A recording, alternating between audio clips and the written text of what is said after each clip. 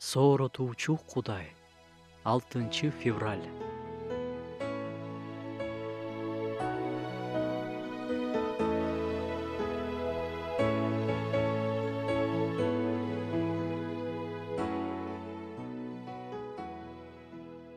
Бирөөлөрдүн барып, досум менен чээр жаза сүйлөшүп, жүрөгүмдөгүнү төгүп алып, жыргап калдым дегенин уксаңар керек.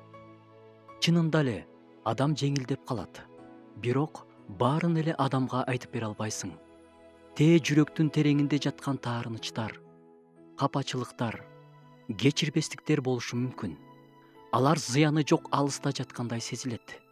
Башкаларга көрүнбөйт, билинбейт. Бирок күтпөгөн жерде бомбадай болуп жарылышы мүмкүн. Забурдан бир аят окуп кетели. Адамдар ар убакта Кудайдан үмүттөнгүлө, жүрөгүңөрдөгүнү анын алдына төккүлө.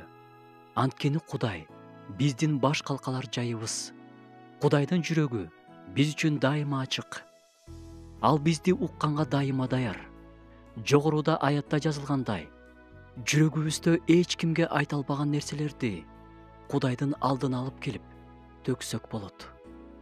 Кечирим сураш керек болсо, кечирим сурап, бошончу нерселерден бошотуусун сурансак болот. Үнүбүздү чыгарып, ыйлап талсак болот. Ал эч качан бизди соттобойт, кекетпейт, түртүп салбайт. Арыла албай жаткандын баарынан арылтып, тазалап, айыктырып, даарылайт.